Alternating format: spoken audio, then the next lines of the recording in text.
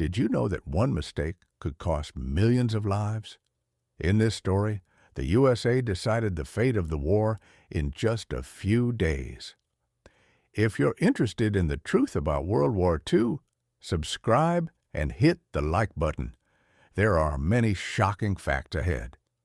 May 30th, 1942, a shadowed chamber in the heart of the British War Office, Whitehall, London. Imagine the tension in the room. Walls lined with maps, the air thick with the smell of old paper and pipe smoke. At the center stood Admiral Louis Mountbatten, the gleam in his eyes, betraying a notion so radical it silenced the hum of conversation.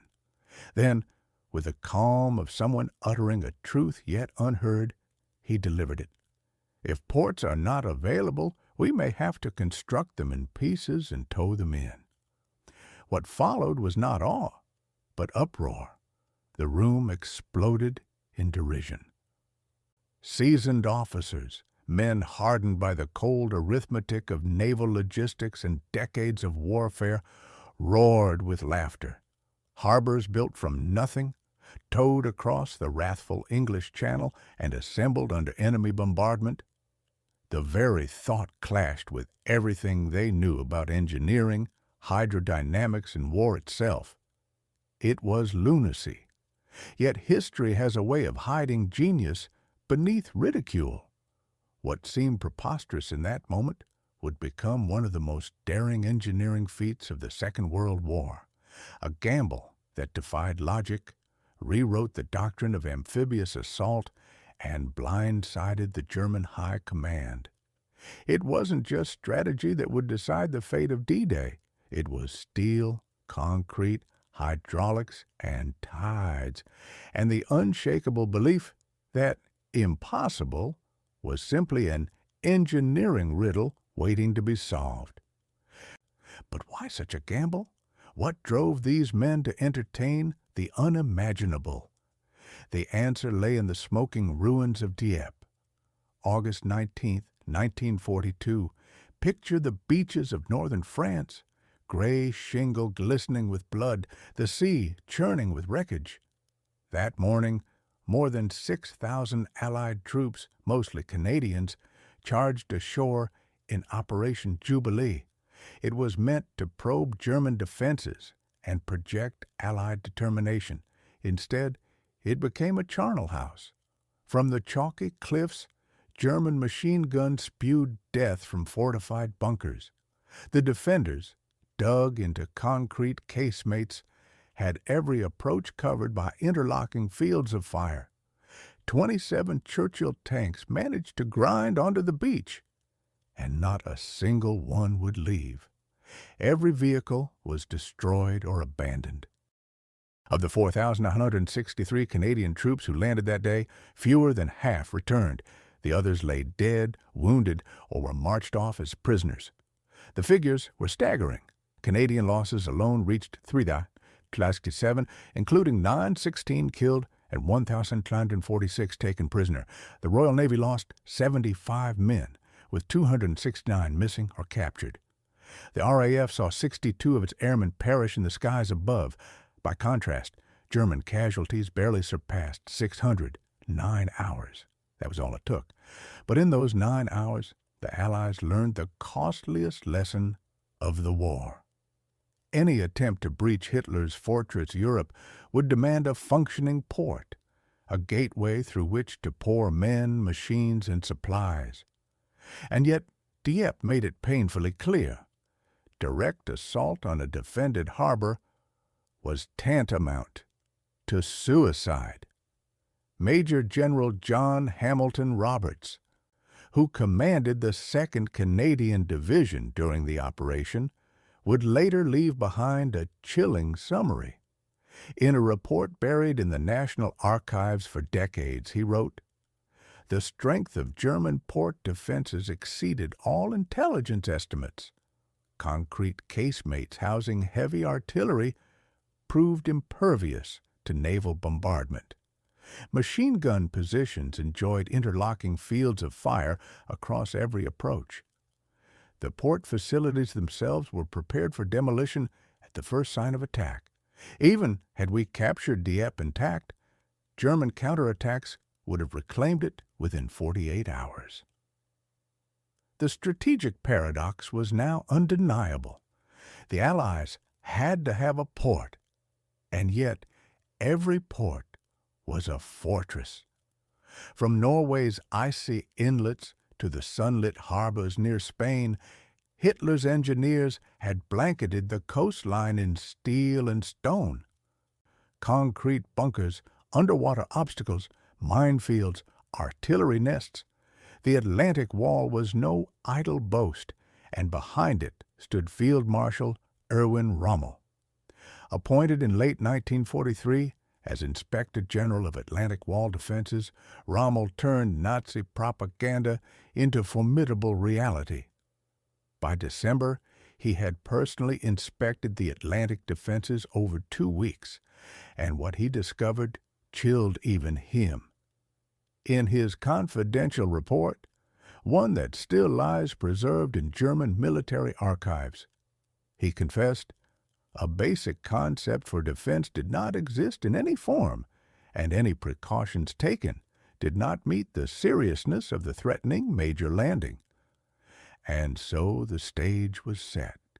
The Allies would not, could not, take a port. They would have to bring their own. Rommel's answer overwhelmed the beaches with steel and death.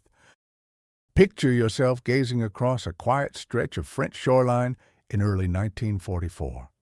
Now imagine that serenity shattered, not by artillery, but by obsession. Rommel's obsession. His solution to the looming Allied invasion was as brutal as it was systematic. The Field Marshal ordered millions of mines to be embedded in the sands, awaiting the first unwary boot.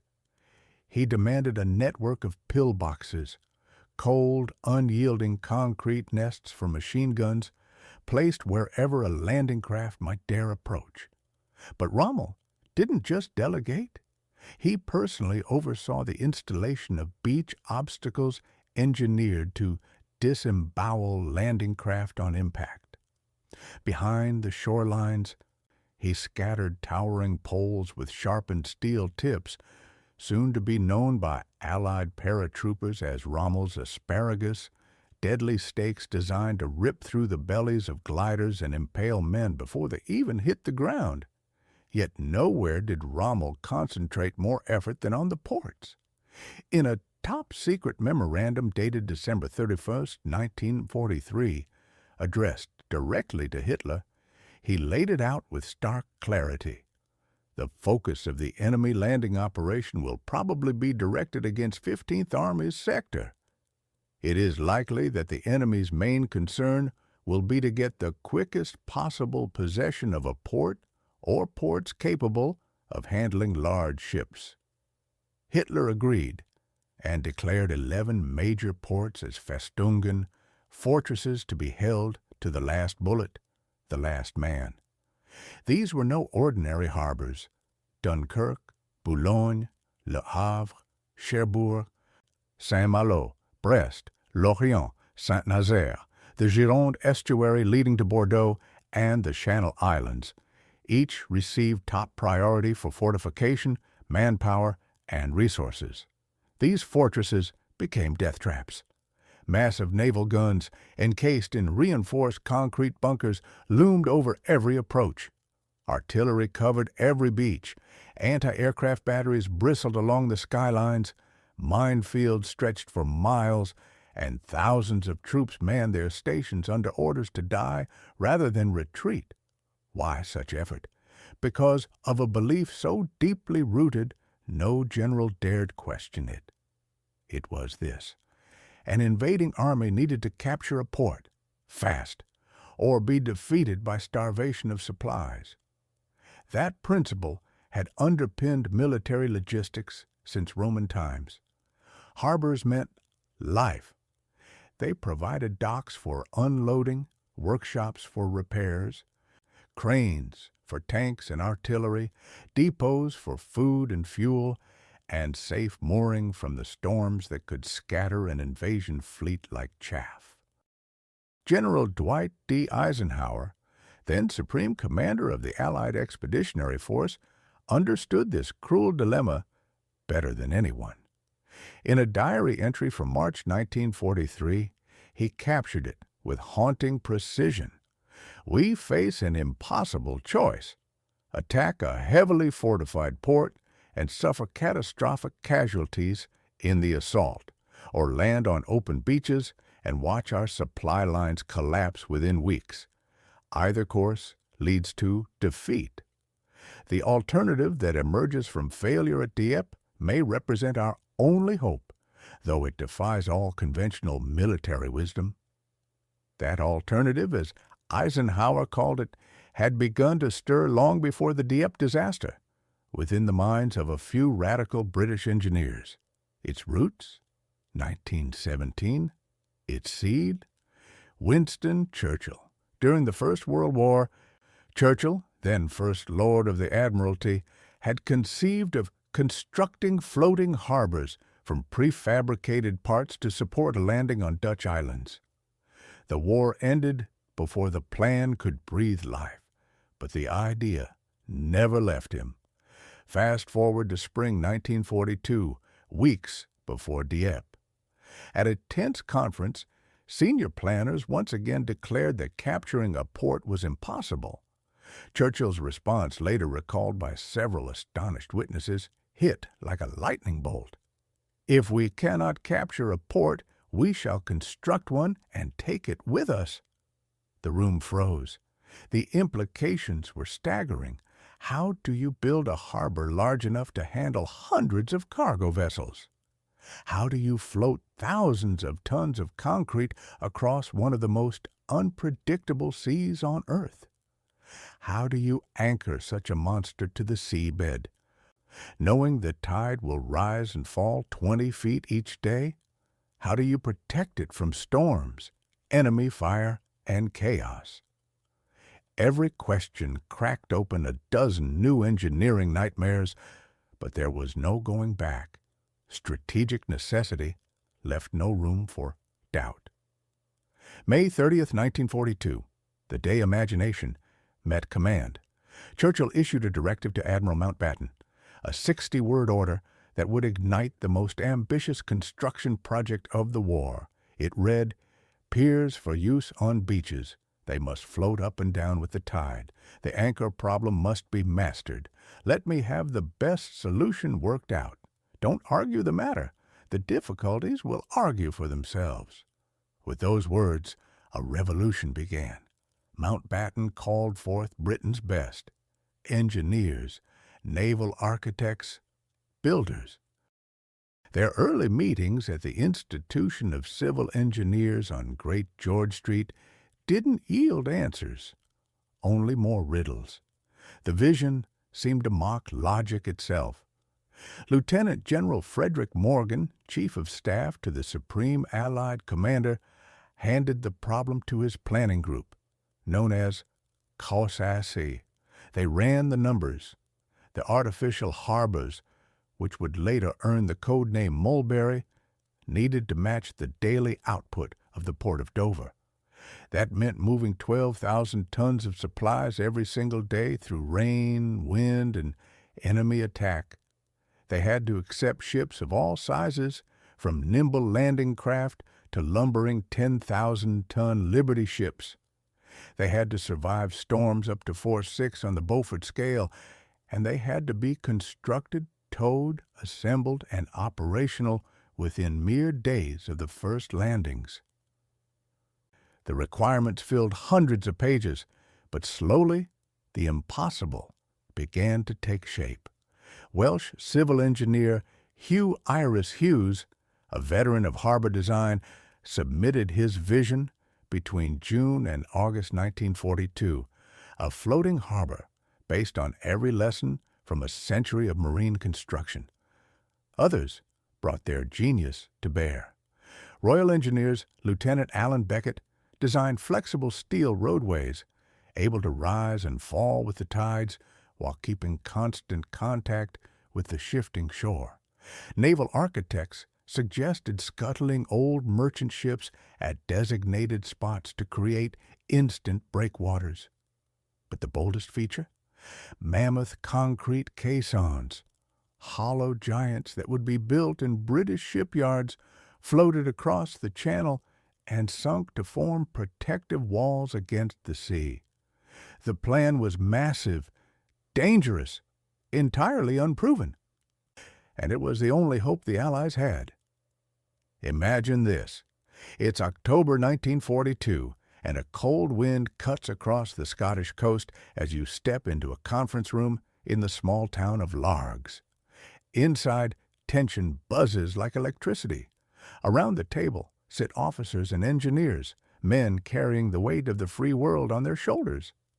The air thickens with anticipation as Commodore John Hughes Hallett and Royal Navy Captain Tom Hussey rise to present a plan that could shape the outcome of the war. What they unveil is no ordinary briefing. For 4 relentless hours, they lay out a scheme so vast, so staggeringly complex, that even the most seasoned planners in the room blink in disbelief.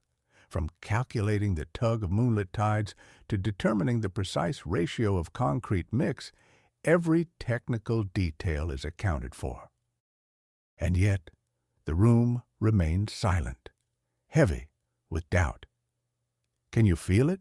That flicker of skepticism creeping into the minds of the American officers in attendance?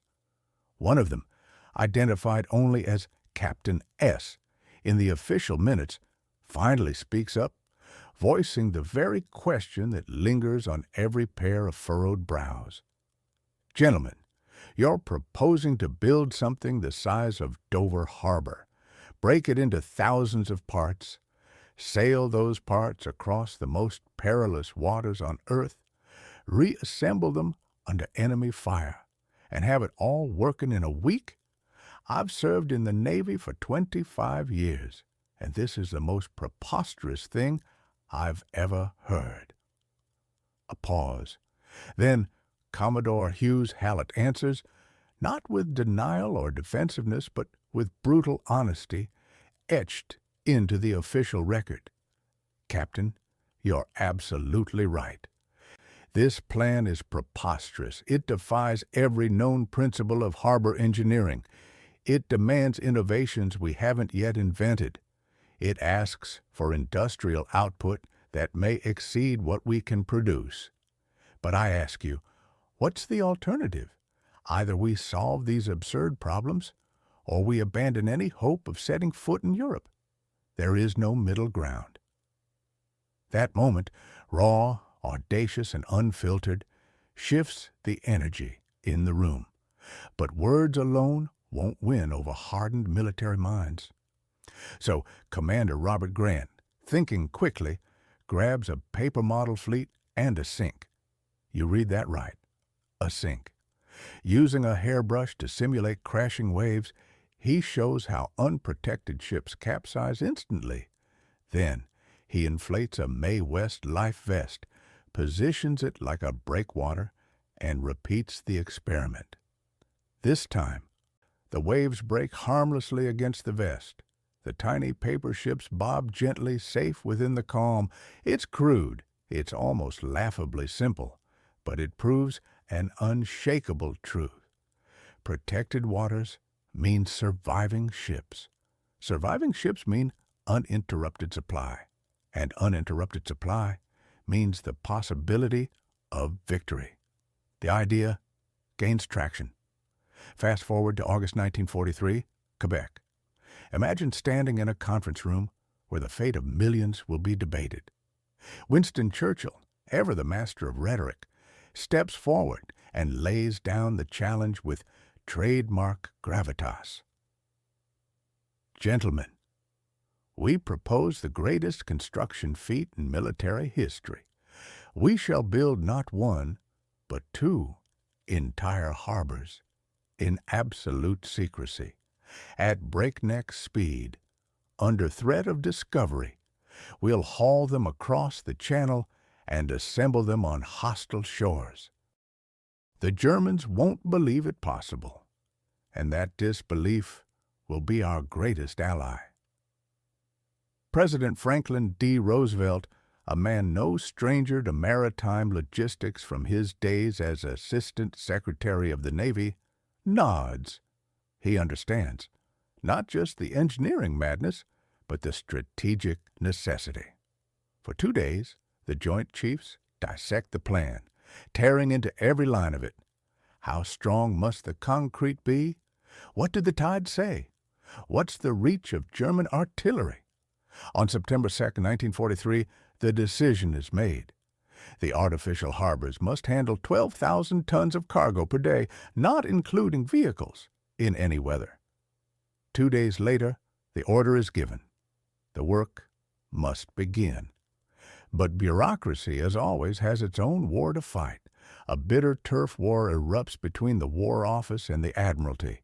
One insists, if it floats, it's Navy. The other counters, harbors are Army business. The squabbling drags on for 3 critical months, threatening to unravel the project before a single block is laid. At last, on December 15, 1943, the Vice Chiefs of Staff step in and bang the gavel. Here's the verdict. The Admiralty will handle the block ships, to be sunk as breakwaters, the floating breakwaters known as bombardons, and oversee all assembly on England's southern coast. They'll also survey the French coast, mark navigation channels, and tow the components across the channel. The War Office will be in charge of building the colossal concrete structures known as Phoenix caissons, the floating roadways codenamed Whales, and providing anti-aircraft defense.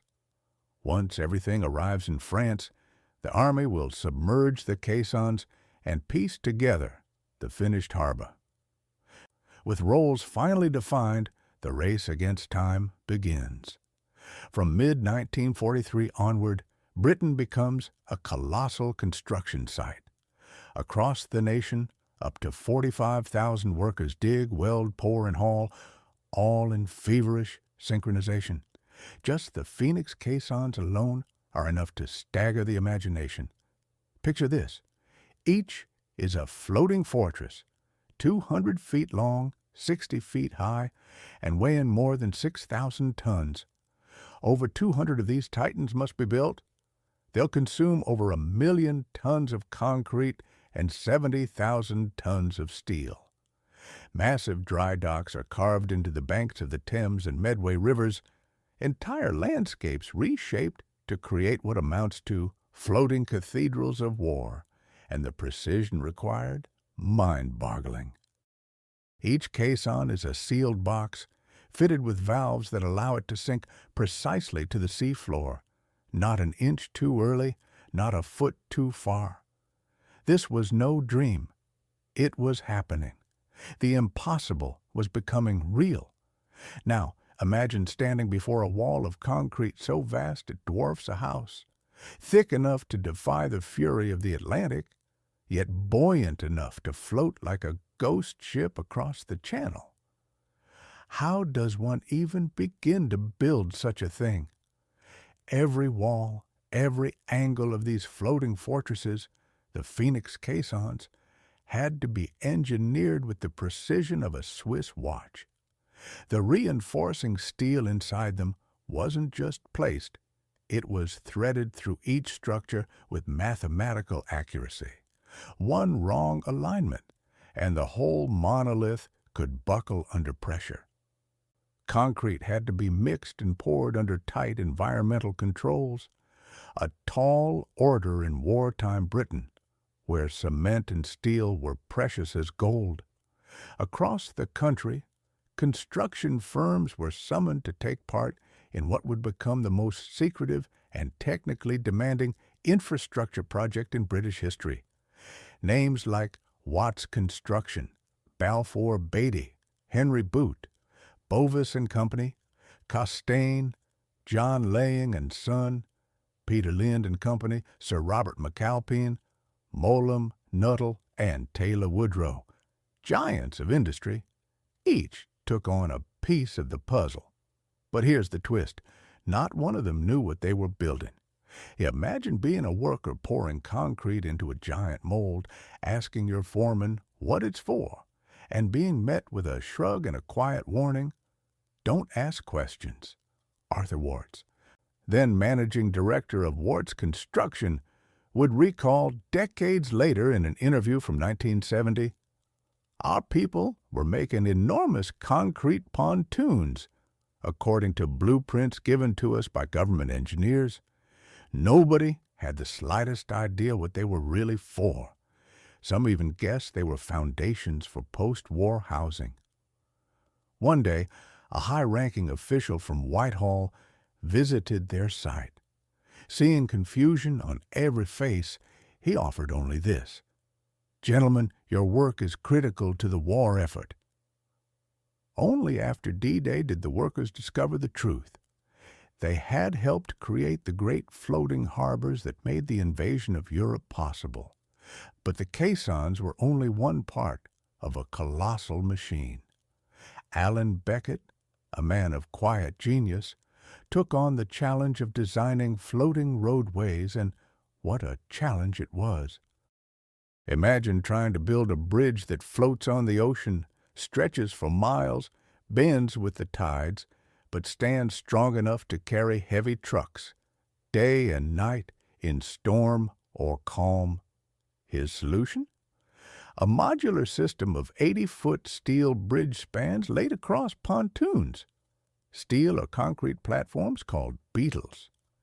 These bridges, known by the code name whales, had to flex like the spine of a sea serpent, yet hold steady like a railway track. Beckett developed a torsionally flexible joint that allowed each section to move independently, twisting with the waves while keeping the decks smooth for transport. Over 16 kilometers of these floating roads would be constructed, each one designed with surgical precision to fit perfectly with the next. At the ends of these floating roads were the docking stations, spuds. Each spud was a massive pontoon mounted on 4 legs that could sink to the seabed. As the tides rose and fell, the pontoon rode the waves while the legs remained planted.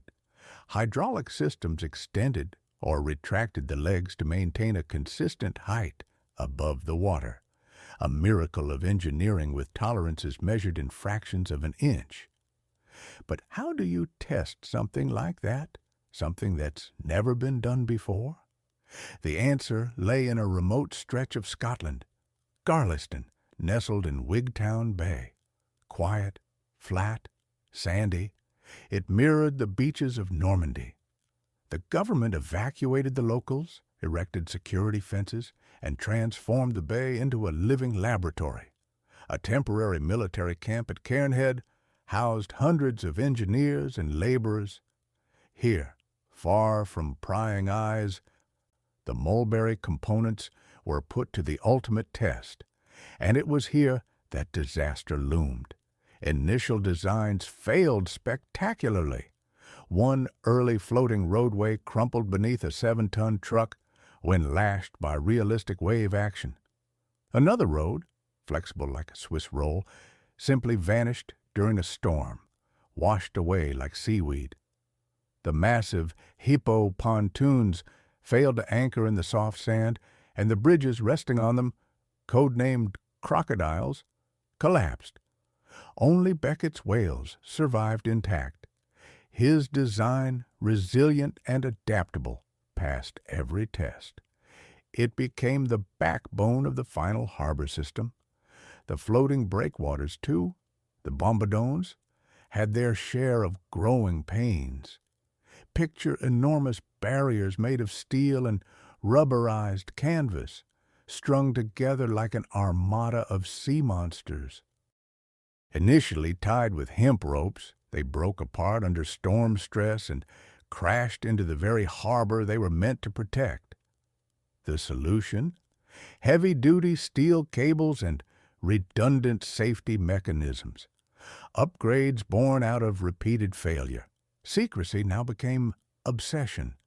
The name Mulberry was chosen not for meaning, but because it meant nothing at all, just a randomly selected code name on a list. From that moment, the words artificial harbor were banned. Construction workers signed binding declarations under the Official Secrets Act. Cameras were forbidden. Intelligence operatives haunted pubs near shipyards, listening for chatter that might betray even a hint of the plan. And always overhead, German planes circled like vultures. The Phoenix caissons, rising like temples from the shorelines of England, were simply too large to hide. A false story was planted. They were anti-submarine barriers, part of the Channel Defense Network. German intelligence, it seems, believed the cover. But then came the breach, a slip so chilling it shook British intelligence to its core. In May 1944, just weeks before the invasion, the Daily Telegraph crossword puzzle began to feature answers that turned AMI-5 cold. Utah, Omaha, Juneau, Sword, Gold. The names of the 5 invasion beaches appeared in rapid succession. Then came the word Mulberry. Was it sabotage? Espionage? The culprit was Leonard Dorr, a quiet schoolmaster who compiled the crossword.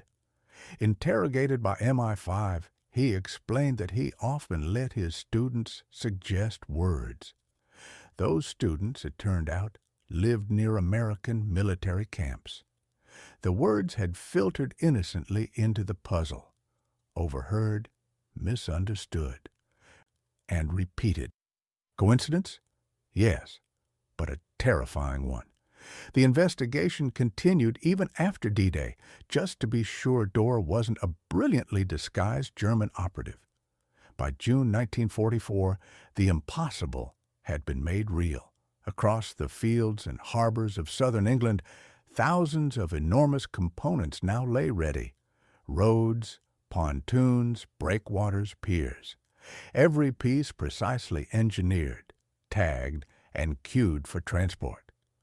The logistics of moving them to assembly points, then across the mine-filled, storm-swept waters of the Channel, and finally into place on the shores of Normandy, defied belief. And yet, not one, but 2 complete harbors stood ready to sail. Picture the coast of Normandy at dawn, the tide pulling gently on the shattered remnants of war. Now imagine not just men and machines descending on the beaches, but harbors themselves, floating modular cities born of steel and concrete, silently gliding across the Channel. This was Mulberry, 2 harbors, each with a destiny. Mulberry A, designated for the Americans, would rise off Omaha Beach, near Saint-Laurent-sur-Mer. Mulberry B, christened Port Winston, in honor of Churchill himself, was meant for British and Canadian forces, just off Gold Beach, near Arromanches. Together, they represented an engineering miracle stitched from sheer audacity. Over 600,000 tons of concrete and prefabricated steel per harbor. Think about that for a moment. More material than many cities contained, mobilized for an operation where secrecy and speed were paramount. The breakdown was staggering. 213 Phoenix caissons, in varying sizes, 10 miles of floating whale roadways, 33 pierheads known as spuds, 24 immense bombardon breakwaters for the outer rim, 70 obsolete cargo ships, the corn cobs, prepared for one final act, sacrifice as breakwaters, forming the gooseberries. To move this floating armada, 150 ocean-going tugs were specially refitted, workhorses of the sea, each marked with a bold white M on the funnel. The men who crewed them knew exactly what they were a part of. They weren't just ferrying structures, they were towing the weight of hope itself. But the task ahead was anything but simple. Phoenix caissons, for all their bulk, were fragile under tow. Speeds above 4 knots could crack them like porcelain. The ideal crossing time to Normandy was 2 days, assuming flat seas and cooperative skies. But the English Channel, as always, had its own temperament, and so the operation became a ballet of coordination. Royal Navy minesweepers led the way, carving safe lanes through German minefields.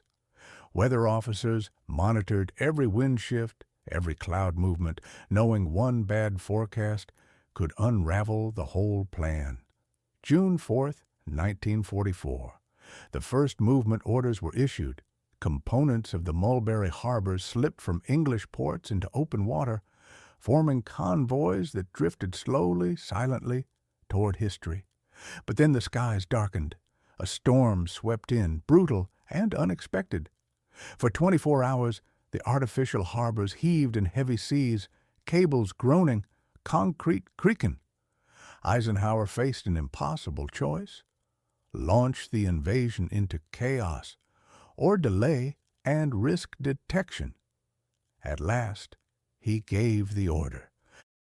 Operation Overlord would proceed on June 6th. As Allied forces charged ashore under gunfire in the gray dawn, another invasion was already unfolding offshore, a silent one. The first Phoenix caissons, towed through the surf, began arriving. On June 7th, D+1, just a mile out from Omaha and Gold, Royal Navy survey buoys marked exact placements. Harbor tugs nudged the 6,000-ton giants into position with a delicacy that defied logic. Each caisson had been built with multiple flood chambers. Engineers flooded these individually, fine-tuning descent and orientation until the structures settled onto the seabed like monoliths.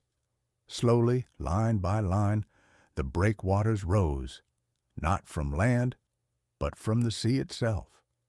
Simultaneously, far out on the horizon, the Corncob fleet approached. These were ghost ships, once merchants, now skeletons. Months earlier, they had been gathered at Oban, stripped to bare essentials, reinforced and ballasted. Their final mission: to die with purpose. At pre-marked coordinates, crews opened the seacocks, set off time charges, and abandoned ship. One by one, the vessels sank, not in chaos but with discipline, settling into carefully orchestrated positions. 10 of them went down off Utah Beach. Names like Benjamin Conte, David O. Sala, George S. Wasson, and Victory Sword. Off Omaha, another formation completed Mulberry A's outer ring. Astonishingly, most settled within 50 feet of their targets, a testament to the precision of planned sinking. These sunken hulks, forming the gooseberries, calmed the seas for what was to follow. Next came the whales, massive floating roadways, each a chain of pontoons and bridge spans, slithered across the channel behind their tugboat escorts. Once anchored, Royal Engineers secured them to the spud pier heads. Beckett's flexible joints performed flawlessly, allowing the roadways to rise and fall with the tide, bending but never breaking. By June 13th, just 1 week after D-Day, Mulberry B at Arromanches stood like a miracle in the surf. 2 crescent-shaped harbors, fully functional, handling 75 Liberty ships and smaller vessels simultaneously. The sheer speed stunned even those who built them. Ships began unloading ammunition, rations, vehicles, and supplies onto what had been open sea just 10 days earlier. Captain James Morrison, master of the Liberty ship Robert E. Peary recorded the wonder in his log. Approached what the charts show as open beach, instead found complete harbor facilities, floating piers, breakwaters, navigational buoys. Docked at Pier 7, Arromanches Harbor, discharged 400 tons of ammunition, 200 tons of rations, 150 vehicles in 8 hours. Entire facility floats 15 feet with the tide, yet functions flawlessly. The engineering defies belief. But fate, always watching, had one more test in store. June 19th, 1944, the worst June storm in 4 decades, slammed into the channel. For 3 relentless days, Force 6 to Force 8 winds tore at the coastline. 8-foot waves battered the floating harbors. It was nature unleashed. The bombardones, meant to tame such fury, began to fail. Some broke apart under the pressure. Others slipped anchor, smashing into Phoenix caissons and whales. At Omaha Beach, Mulberry A bore the full brunt. It hadn't yet been completed. Reinforcements were still underway. Anchor systems half installed. The damage was catastrophic. Caissons cracked and sank. Roadways snapped loose, hurled ashore in tangled ruin. By June 22nd, Mulberry A was dead. The Americans, assessing the destruction, made a swift decision. Rebuilding would take longer than the original construction. They abandoned the harbor. What remained was salvaged and redirected to strengthen Mulberry B. Imagine standing atop the cliffs overlooking Gold Beach in late June 1944. Below, battered by storms but still resolute, the British-built Mulberry Harbor, Port Winston, continues its steady rhythmic work. Cranes swing, trucks roll, ships dock, unload, and depart. A miracle of wartime engineering survives where its twin has perished, sheltered by the natural contours of the coastline and nearing full completion before the storm struck. Mulberry B weathered the tempest. Though damaged, it remained operational, a testament not only to planning, but to improvisation. Engineers reinforced it with salvaged parts from the shattered American Mulberry A Phoenix caissons, now filled with sand to provide added ballast, stood firmer than ever. This simple adjustment proved decisive, extending the harbor's lifespan far beyond its intended use. Ironically, the storm that ravaged Omaha validated the very concept of the Mulberry Harbours. Even as Mulberry A lay broken, the gooseberry breakwaters, those sunken husks of merchant ships, had done their job. Ships anchored behind the corn cobs rode out the waves with minimal damage. Had even these basic protections failed, the invasion fleet might have scattered, and with it, the fragile hold on Normandy.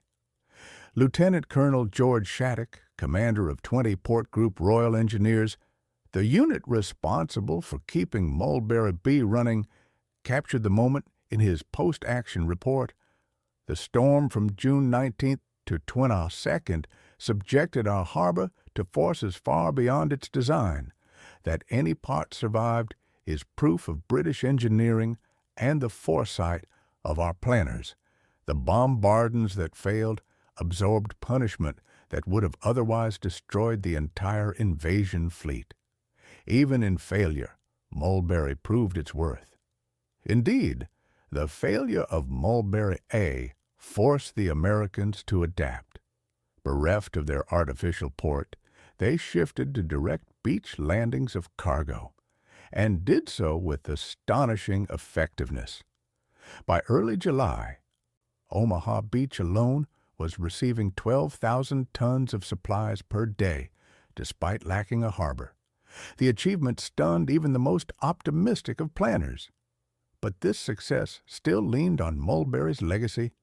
The gooseberry breakwater, a Mulberry component, enabled that flow of goods. It wasn't just concrete and steel. It was the invisible hand shielding the logistical lifeline. Mulberry B, meanwhile, exceeded every expectation. Originally designed for just 3 months, time enough to capture Cherbourg, Port Winston remained in operation for 10. Its statistics strain belief. 2. 5 million troops passed through its floating piers. 500,000 vehicles rumbled across its whale roadways. 4 million tons of supplies landed on French soil through it. At its peak, it was unloading 7,000 tons of cargo each day. A logistical miracle. This harbor never slept. Day and night, Liberty ships docked, ammunition, fuel, rations, equipment, all flowed through the floating causeways. Trucks rolled directly from ship to shore across Beckett's whales, whose flexible joints had now proven themselves in battle. Even after the war, the legacy endured. Many of the whale bridge spans, battered but intact, were salvaged and repurposed to rebuild bridges destroyed across France, Belgium, and the Netherlands. Some still stand today. A quiet bridge over the Noireau River in Normandy, another crossing the Moselle River between Cattenham and Königsmacher, silent witnesses to innovation under fire. And what of the German response? Stunned silence. The German military had no idea Mulberry was coming. Their entire defensive posture, every bunker of the Atlantic Wall, every machine gun nest and concrete pillbox, was predicated on one flawed assumption. The Allies would need a port. Field Marshal Erwin Rommel poured resources into defending Cherbourg, Le Havre, and other key harbors, convinced that no force could land and sustain itself without seizing one. So when the Allies hit beaches, not ports, German intelligence dismissed it as a diversion, a limited raid. Even as the scale of Operation Overlord became undeniable, the High Command remained fixated on the idea that a proper port was the real objective. The moment the Mulberry Harbours appeared, vast foreign structures blooming on the tide, the shock in Berlin was palpable. No reconnaissance had revealed the project. No spies had caught wind of it. The Germans had simply failed to imagine it possible. The most revealing commentary came not from a general, but from Albert Speer, Nazi Germany's Minister of Armaments. After the war, under interrogation and later in his memoirs, he reflected on the futility of the Atlantic Wall.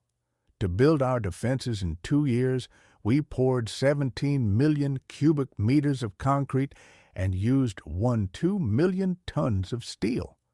A fortnight after the enemy's landings, that colossal effort was undone by an idea of simple genius. That simple genius was Mulberry. While Germany invested in static fortresses, the Allies embraced fluid innovation. They refused to be constrained by doctrine. Why fight for ports when you can bring your own? Why storm fortresses head-on when you can outthink them? This mindset defined more than the harbors.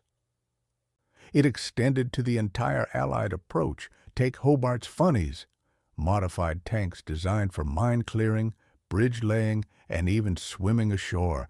They were strange, experimental, but they worked. The Germans had brilliance, rockets, jets, wonder weapons. But brilliance without flexibility is brittle. The Allies had imagination and the industrial might to bring it to life. In the end, the victory at Normandy wasn't just about manpower or firepower. It was about the power of an idea. The Mulberry Harbours turned the sea into solid ground. They bridged the impossible, and in doing so, they changed the very nature of modern warfare. What happens when unshakable will meets industrial might? When desperate necessity births an idea so bold that it borders on madness, and yet succeeds? The Mulberry Harbours were not just engineering marvels. They were the physical embodiment of Allied cooperation, imagination, and sheer production power. The partnership between Britain and the United States, forged in the fires of total war, created more than strategy and doctrine. It fused innovation with mass manufacturing. The Mulberries, with their phoenix caissons, whale floating roadways, and spud pierheads, stood at the cutting edge of military design. But brilliance on paper means nothing without execution, and execution demanded scale. More than 45,000 workers labored simultaneously on the Mulberry project across dozens of sites. Construction firms redirected resources from tanks, ships, and airfields to pour concrete, bend steel, and shape components for harbors no one could talk about. Government ministries, military branches, private contractors all moved in synchrony, like parts of one enormous, unrelenting machine. Even a single component, the Phoenix caisson, was a monumental challenge. Picture this: over 200 concrete giants, each weighing thousands of tons. To build them required more concrete than some entire nations could produce in a year. New construction sites had to be carved along the banks of British rivers. Raw materials had to be allocated under wartime rationing: cement, steel, stone, all in short supply. Transport logistics bordered on the impossible. Specialized equipment and scheduling ensured these beasts arrived at assembly points without delay, and then they had to float and survive storms and be towed across a hostile sea. The cross-channel towing operation alone deserves a chapter in naval history. 600,000 tons of concrete and steel moved 30 miles over open water in formation, with timing precise to the hour. 150 tugs, a significant portion of Britain's entire fleet, were pressed into service. Many were commercial vessels, hastily modified. Crews received minimal training for the task. And yet, the loss rate was astonishingly low. Only a handful of caissons failed to arrive intact, most falling victim not to towing, but to the furious June storm. But beyond the steel and cement lay the heart of the operation, its people. Take Colonel V.C. Steer Webster, a Royal Engineer instrumental in the conception, testing, and deployment of every Mulberry component. His papers, now preserved at McMaster University in Canada, offer a raw, intimate glimpse into the pressure cooker of wartime innovation. From his March to May 1944 diary, March 15th, Churchill visited the whale test site today. He insisted on walking across the floating bridge himself, with trucks loaded behind him. Afterward, he turned and said, "Steer Webster, if this damn thing works as well in France as it does here in England, you chaps will have earned the nation's eternal gratitude." April 3rd, 2 caissons cracked during towing trials. Fault traced to poor reinforcement placement. All units must now be reinspected. If we can't fix this within the week, the entire invasion may be delayed.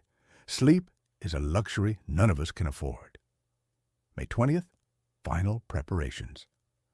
I look at what we've built and feel disbelief. 3 years ago, I would have called this impossible, and now it sails. God help us if it fails. On the ground in Normandy, Royal Engineers turned concept into continuity. Sapper William Hutchinson, with 20 Port Group, wrote home in July 1944, "We work 18 hours a day keeping Port Winston alive. It breathes like a beast, rising and falling 15 feet with each tide. We adjust moorings, inspect pontoons, patch roadways, direct ships. The Germans shell us. The Luftwaffe bombs us. And still the supplies flow. Today we unloaded 40 ships, tanks, fuel, food, medicine. To think this harbor didn't even exist a month ago. I can hardly believe I'm part of it." The Merchant Navy, too, was astonished. Captain Robert Fraser, master of the Liberty ship John P. Holland, filed a report after docking at Port Winston, expected to anchor offshore and lighter cargo to the beach. Instead, I was ordered to Pier 11. Floating piers, breakwaters, channel markers, it looked and felt like a permanent port. We discharged 500 tons in 6 hours. The efficiency rivals peacetime operations. I've never seen anything like it. And none of this was optional. The mulberries weren't luxury. They were lifeline. Without them, the Allies would have faced 3 bleak options. Storm a fortified port like Cherbourg immediately after D-Day, when their beachhead was still vulnerable and German resistance fiercest. Rely solely on open beach landings, hoping weather would hold, a fantasy the June storm already disproved. Suspend operations until a usable port could be captured, ceding initiative to the enemy. Instead, they brought their ports with them. The Mulberry Harbours weren't just the triumph of engineering, they were the triumph of imagination. The final image is this. A Liberty ship approaches what the map calls an open beach, but instead finds a working harbor where none had existed. Men unload, tanks roll ashore, bridges flex with the tide, concrete floats, the impossible made real. The Allies had bet everything on an idea, and the idea held. What if there had been no Mulberry Harbours? What if the Allies had been forced to choose between storming fortified ports, risking complete supply failure in bad weather, or delaying the invasion indefinitely? The answer is simple. The course of the war might have changed. The Mulberry solution erased those impossible choices. It gave the Allies all the strategic advantages of a fully developed harbor, without the bloodshed of a direct assault or the fragility of beach logistics. It allowed the rapid buildup of forces in Normandy during the most vulnerable weeks of the campaign. By the time Cherbourg fell on June 26, 1944, the emergency had already passed.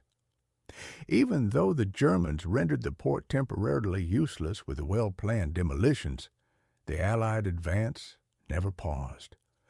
Port Winston continued to pump in supplies, feeding the momentum of liberation.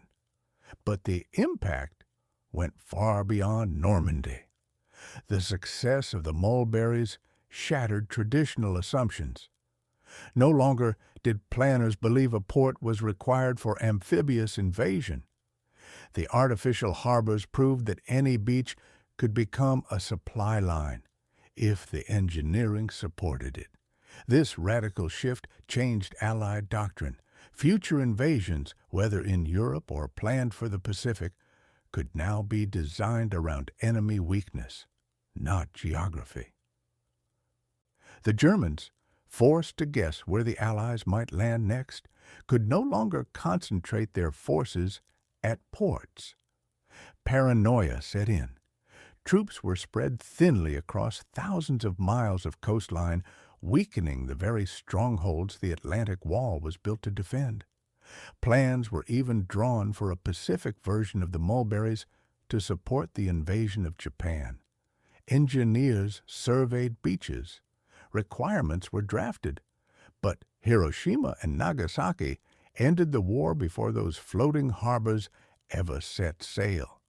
Still, the fact that the idea had become standard speaks volumes. Since 1944, no engineering feat of its kind has been attempted.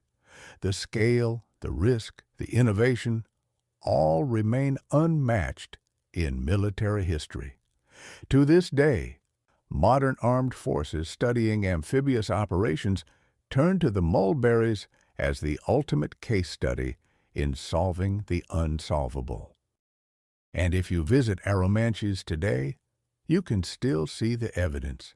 At low tide, Phoenix caissons rise from the surf, silent sentinels of steel-reinforced concrete.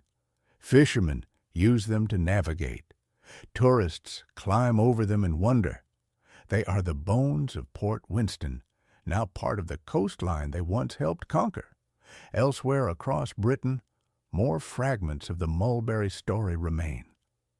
In Pagham Harbour, West Sussex, a caisson called the Near Mulberry sank en route and could never be refloated.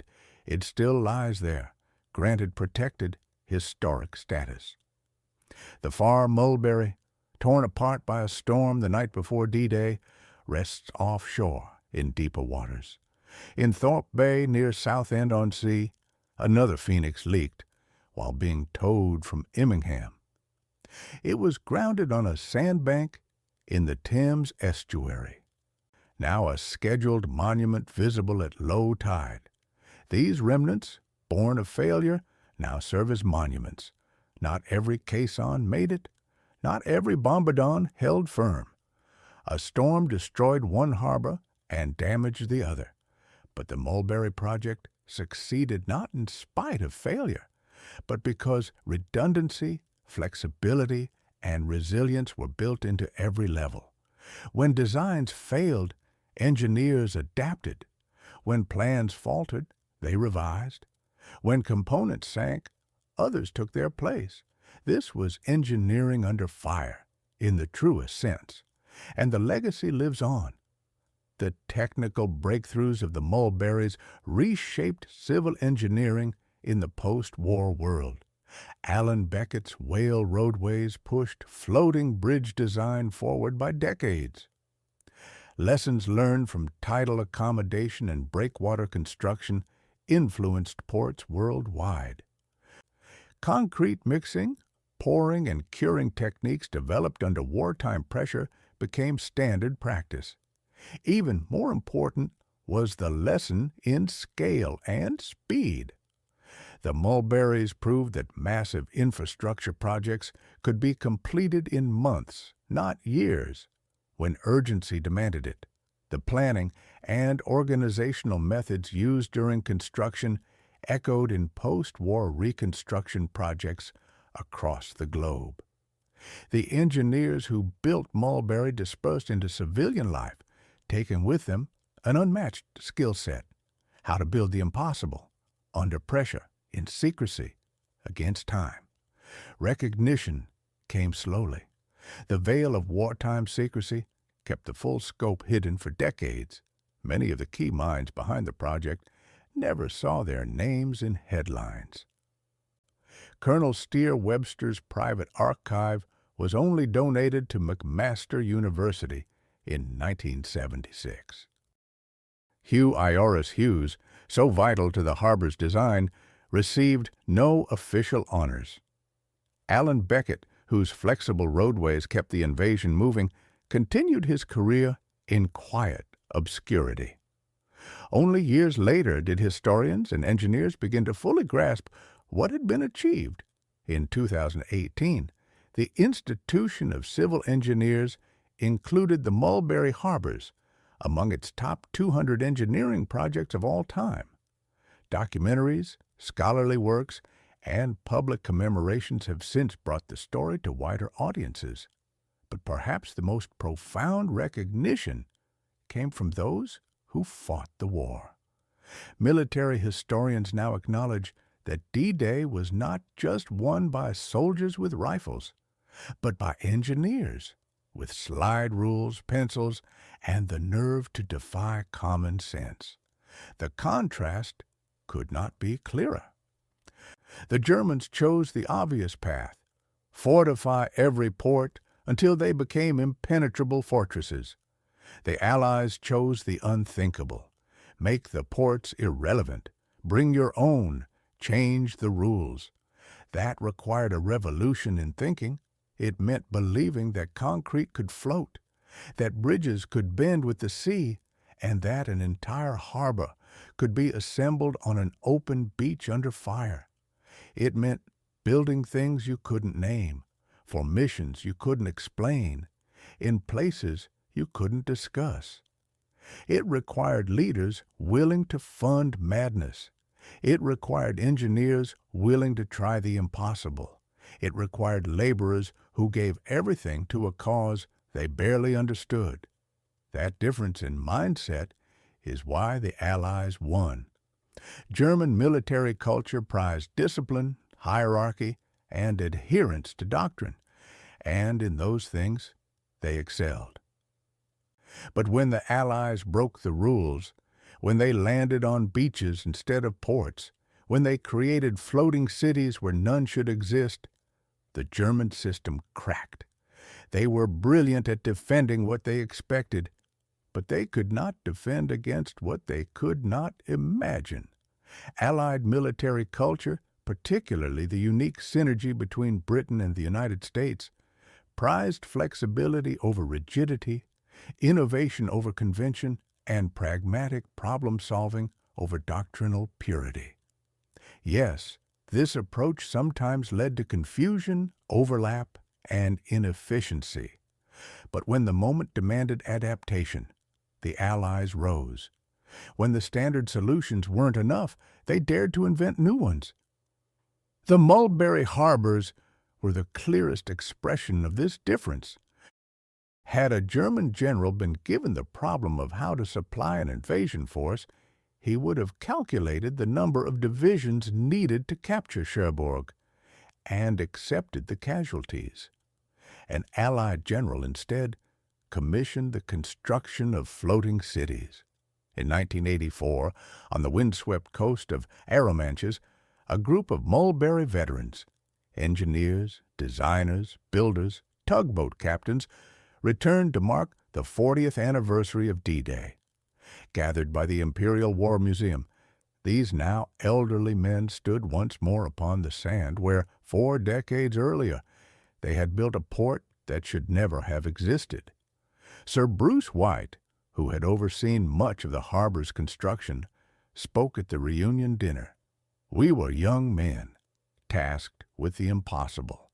Build a harbor in days, make it float, yet withstand Atlantic storms. Handle more cargo than Dover while anchored to sand instead of bedrock. Every principle of engineering said it couldn't be done. But we had no choice. The invasion depended on it.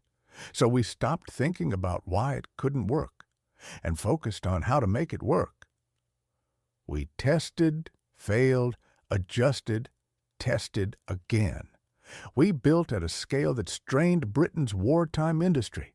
We towed concrete monoliths through mined waters. We assembled them under German artillery fire, and it worked. Not perfectly. We lost Mulberry A. We faced constant failures, but Port Winston held. It bought us time to capture Cherbourg, and that time changed the war. Alan Beckett, whose whale roadways would prove essential to Mulberry's success, recalled his breakthrough moment. I was just a young Royal Engineer. The specs were absurd. Flexible for 15-foot tides, rigid enough for loaded trucks, salt-resistant, mass-producible, shippable. I spent weeks building models. Then I watched a snake move across sand. That was it. The structure had to be rigid within spans, but flexible at joints. Torsional flexibility was the answer. When I saw the whales still functioning 10 months after D-Day, carrying more weight than they were ever designed for, I knew it was the most satisfying thing I'd ever build. An American civil engineer spoke less of innovation and more of the industrial miracle. People remember the cleverness, and rightly so, but the manufacturing was no less impressive. We built 213 massive caissons in 8 months. In a country at war, steel, cement, timber, everything was short. But Churchill and Eisenhower ensured Mulberry got what it needed.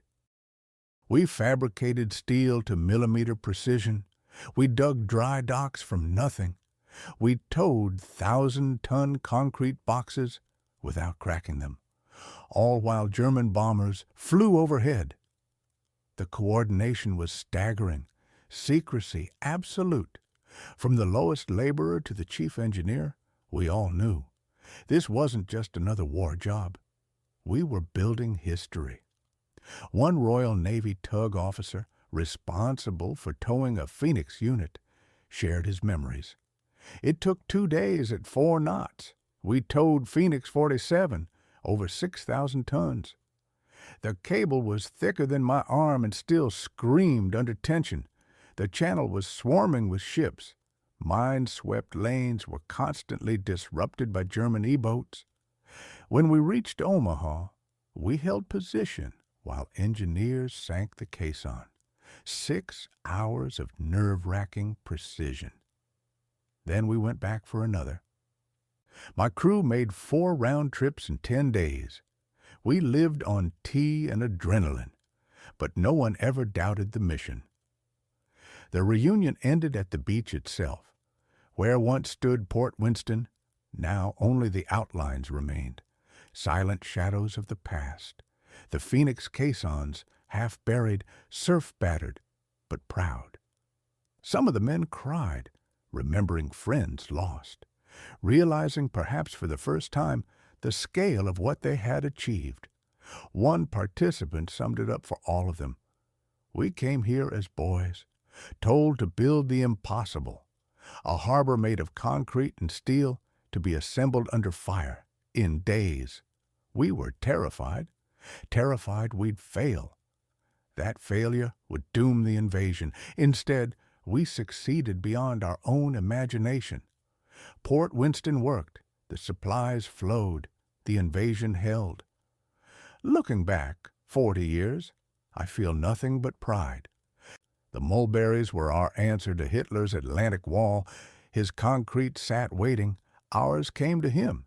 His was built to resist change. Ours was change. That's why we won. The Germans never saw it coming. They fortified every port from Norway to Spain, believing capture was the only way supplies could land. They built the Atlantic Wall with steel and concrete, believing strength would win the day. But they were wrong. The Allies built their own ports in 8 months, in secrecy, under fire, on a scale no one believed possible. They changed the rules. The Mulberry Harbours stand as monuments to ingenuity, proof that when confronted with the unsolvable, free minds will find solutions. They required engineering innovations that didn't exist when the plan began. Industrial production at the edge of capacity. Coordination across ministries, militaries, and industries. Assembly in hostile waters under enemy fire. And still, they worked. To this day, military academies, civil engineers, and historians alike point to Mulberry as the moment when innovation triumphed over orthodoxy, when flexible thinking defeated fixed positions. This was the arsenal of democracy in action, not just in bombs and bullets, but in bridges, caissons, and breakwaters. While Nazi Germany fortified what was, the Allies created what was needed. In that difference, in that refusal to be bound by convention, lay the seed of D-Day's success and the quiet beginning of Hitler's defeat.